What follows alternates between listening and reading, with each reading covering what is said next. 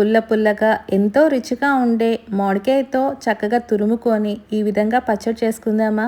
అబ్బా ఎంతో రుచిగా ఉంటుందండి. సింపుల్గా అయిపోతుంది. పుల్లటి మామిడికాయలని 2 దాకా తీసుకోండి. వీటిని మనం మీడియం సైజుకి తీసుకున్నాము. పైన ముచ్చుకలను తీసేసుకొని శుభ్రంగా వాటర్లో 2-3 సార్లు కడిగేసుకోండి. ఇలా కడిగేసుకున్న వాటిని మనం పైన చెక్కునంతా కూడా నీట్గా తీసుకొని వేరొక ప్లేట్లోకి తీసుకోండి. తర్వాత మనం ఒక గ్రేటర్ని తీసుకోండి. అంటే తురుముకునేది మిశ్రమం ఉంటుంది కదా, దాన్ని తీసుకోండి.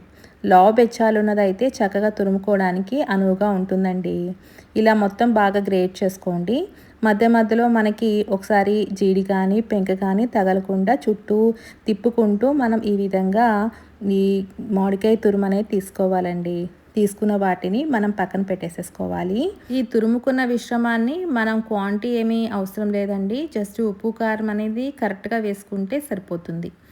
ఇప్పుడు మనం స్టవ్ వెలిగించుకునే బాండిలో 1 టేబుల్ స్పూన్ దాకా ఆవాలు, 1/4 టేబుల్ స్పూన్ మెంతులు వేసుకొని దోరగా ఫ్రై చేసుకోండి. ఇవి బాగా దోరగా ఫ్రై అయిపోయాక వీటిని కొంచెం చల్లారనిచ్చేసి మిక్సీ పట్టేసుకొని పౌడర్లా చేసుకోండి. తర్వాత ఈ పౌడర్ని తురుముకునే మిశ్రమం మీద వేసేసుకొని 1 టేబుల్ స్పూన్ దాకా సాల్ట్, 2 టేబుల్ స్పూన్ల దాకా కారం వేసుకోండి. ఇప్పుడు వీటన్నిటిని కూడా బాగా మిక్స్ చేసేసుకోండి. స్పూన్తో మిక్స్ అవ్వకపోతే చేత్తో బాగా మిక్స్ చేసేసుకోండి. ఉప్పు అంతా కూడా బాగా కలిసిపోవాలండి ఈ తురుములో. తర్వాత కొంచెం ఉప్పు కారం అనేది చెక్ చేసుకొని అవసరమైతే కొంచెం అడ్జస్ట్ చేసేసుకోండి. స్టవ్ వెలిగించుకునే బాండీలో 4 టేబుల్ స్పూన్ల నూనె, అలాగే 1 టేబుల్ స్పూన్ పోపు దినుసులు, 1/4 టేబుల్ స్పూన్ పసుపు, 5-6 చిన్నుల్లిపాయలని ఇలా కట్ చేసి వేసుకోండి. 5-6 ఎండుమిరపకాయలు, గుప్పెడంత కరివేపాకు వేసుకొని దోరగా ఫ్రై చేసుకున్నాక వీటిల్లో మనం ఇందాక కలిపెట్టుకున్న ఈ పచ్చనంతా దీంట్లోకి వేసుకోండి.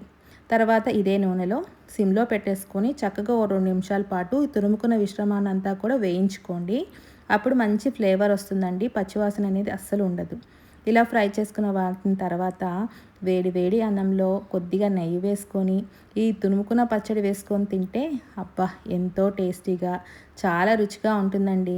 ఇంకెందుకు ఆలస్యం, మీరు కూడా సింపుల్గా చూసి ట్రై చేసి ఎలా వచ్చిందనేది కామెంట్ రూపాన్ని తెలియచేయండి. Thank you.